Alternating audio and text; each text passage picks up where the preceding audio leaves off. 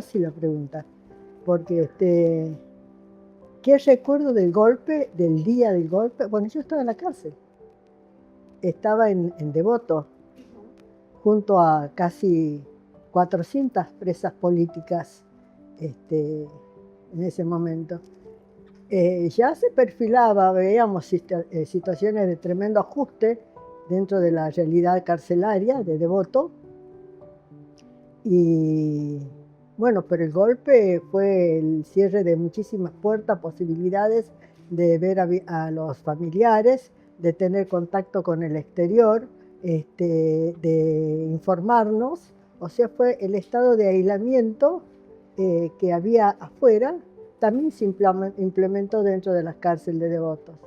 Y toda la política de aniquilamiento que surge a partir del terrorismo de Estado, de un Estado terrorista, también se implementa en la cárcel. Entonces se agudiza mucho más la situación. ¿Cuántos años tenía yo en ese momento? Creo que 24 o 25 años en Devoto, ¿no? La segunda vez que fui detenida. Bueno, eso es lo que yo recuerdo de allí, ¿no? Del impacto de eso. Y por otro lado también, algo que me impactó mucho, que lo conocí a los meses porque estaba desinformada, cuando vuelvo a estar informada, o sea, me llega alguna noticia, la desaparición de mi cuñado, o sea, la detención de mi cuñado Luis Ramón Aredes, que ha sido exintendente de Libertador General San Martín, un pueblo muy cerca del Ingenio Ledesma, que era un médico pediatra, humanista, radical, de esa mirada tipo Ilíade, entregado a lo social, puesto por la juventud peronista en el cargo y por el sindicato del Ingenio Ledesma, como candidato para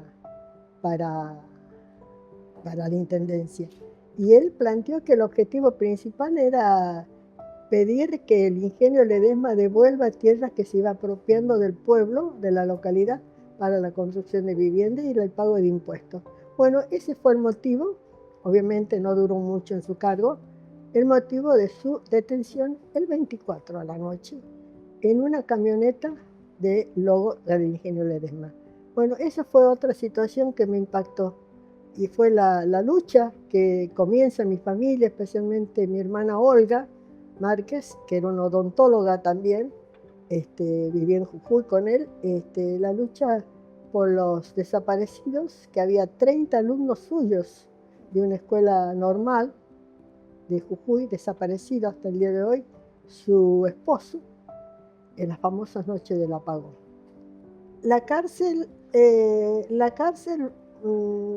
Devoto era el lugar donde han decidido, frente a las tremendas denuncias que había a nivel, o sea, comienza recién a verse la magnitud de lo que fue este golpe militar, cívico, eclesiástico, empresarial, que hasta el día de hoy todavía la pata cívica y eclesiástica no ha sido tocada. Han pasado 50 años y todavía Blaquier hace 2 años murió impune, y uno de los instigadores, Martínez de Hoz, del tremendo golpe militar, porque el golpe militar es producto de una reacción, o sea, lo mismo que pasa ahora, el liberalismo, el poder económico, los medios económicos, cuando hay un componente social de cuestionamiento del poder, acciona de la manera más tremenda. Y tienen las Fuerzas Armadas en aquel momento como brazo armado de ese golpe. Hoy tienen a los medios de comunicación y también los mismos personajes familiares, económicos, militares, civiles, multinacionales de aquella dictadura es la que hoy está en la Argentina.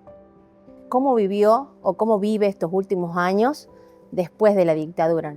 ¿Qué significa para usted seguir sosteniendo la memoria para el presente y para las futuras generaciones? Faltan políticas educacionales que tomen la temática de derechos humanos como en la currícula. Yo soy docente, he sido docente, o sea, yo trabajé de docente, me jubilé como docente. Hasta el día de hoy, yo siento que el docente me llama para hablar a mí. Y yo ya les dije que no voy a hablar más en la escuela con él, que aprendan ellos, que lean, que es una responsabilidad de ellos de transmitir eso. Yo creo que el sistema educativo no hemos logrado encajar en lo que en todos los procesos revolucionarios del mundo, Vietnam, Cuba y lo que la educación fue lo primero que se transformó, que es qué ideología, qué óptica, qué proyecto de persona y de sociedad querés. Yo creo que no hemos podido construir hasta el día de hoy eso. Entonces, la temática, si bien durante Néstor Kirchner, que yo ahí me volví kirchnerista, me asumo kirchnerista, no sé si el 100% peronista, pero sí kirchnerista. Entonces, con Néstor, yo venía con todo un proceso donde no había defensa de nada. Yo tenía un familiar desaparecido, una hermana que luchaba por la búsqueda de los restos óseos de su marido, cientos de personas que yo conocí que habían muerto, estaban desaparecidas. Entonces, había una carga emocional muy fuerte y sentía que no había, que a nadie le interesaba. Bueno, ese periodo, que es el 90, 80, me tocó estar en Catamarca. Me vine a vivir en Catamarca, mi esposo era médico, fue a trabajar a Chumbiche y yo me fui como maestra. Y el cargo me lo dio don Vicente. Me dice, no señor, usted tiene que venir a estar acá. Y comienzo a trabajar como maestra. Entonces yo jamás hablaba de mi historia. ¿Para qué si nadie le interesaba? Nadie le interesaba. Pero con Néstor aparece el interés de que yo tengo ganas de hablar. O sea, sí participaba de cuestiones con la Mirta, con otras personas, pero no había una cosa de concientización, ¿no? Ni en las escuelas, ni en nada, ¿no? Éramos personas que andábamos ahí, nos uníamos por ahí unas cuantas a hablar de nuestros desaparecidos, de las historias, de los que faltaba, y se hacía lo que se podía. Pero a partir de Néstor es como hubo una cosa para mí tremendamente emocional, y dije, no, acá voy a estar. Ya mi partido no existía, muertos, desaparecidos, disgregados, divididos. Entonces no, voy a seguir militando. Acompañaba, en ese periodo, mi militancia en ese periodo era acompañar a mi hermana Olga en las marchas del apagón. A las nuevas generaciones, ¿no? En estos 50 años del golpe, ¿qué mensaje les dejaría? Yo creo que, a ver, que hay que reconstruir muchas cosas. Hay que tener la paciencia, no desesperarnos, que siempre hubo gobiernos de derecha, muy pocos gobiernos democráticos en nuestra historia de país y en nuestra corta democracia, porque hemos vivido mucho más en dictaduras, y gobiernos populares han sido muy contados, el primer y segundo gobierno de Perón, una olisqueadita así de gobierno de Cámpora, Néstor y Cristina. Entonces, en esa magnitud de un siglo de gobiernos de derecha y pocos gobiernos democráticos, la reconstrucción de un proyecto que sigue siendo válida. Las tres banderas del peronismo siguen siendo a realizar, sigue siendo una asignatura pretendiente y debemos profundizar eso. ¿Qué hay que hacer? Prepararse, formarse, buscar formarse en la lectura, en la información, en el debate, en la discusión. Nosotros yo he notado que generaciones no saben discutir, no saben debatir. El debatir es pelearse. No, debatir es intercambio de ideas. Yo creo que el proyecto de país todavía hay que mirar qué país queremos. No sabemos todavía qué país queremos. Y todavía nos encontramos con eso. Yo creo que esta etapa para mí es una de las etapas más complicadas en mi vida, porque no encajo, no encuentro un hilo. ¿Qué? ¿Por dónde? Se me abren 80 ejes a querer hacer cosas y no hay posibilidad. Entonces disgregado. Pero si todo eso se une en un movimiento fuerte social, siempre el voto ha sido una herramienta fundamental para entonces que sepan elegir bien, que sepan elegir por los derechos, que sepan informarse, que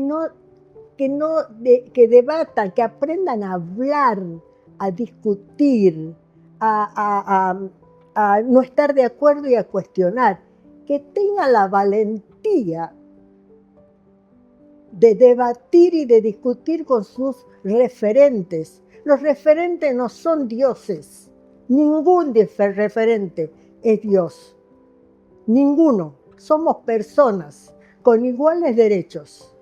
El espacio político que nos da un cargo es dado circunstancialmente. No es logrado por los grandes virtudes. Yo creo que las banderas de memoria, verdad y justicia son no negociables. Yo, como familiar desaparecido, no perdono, no me reconcilio. Hubiera deseado cárcel común para todos. Hubiera deseado que a los civiles y a los eclesiásticos también sean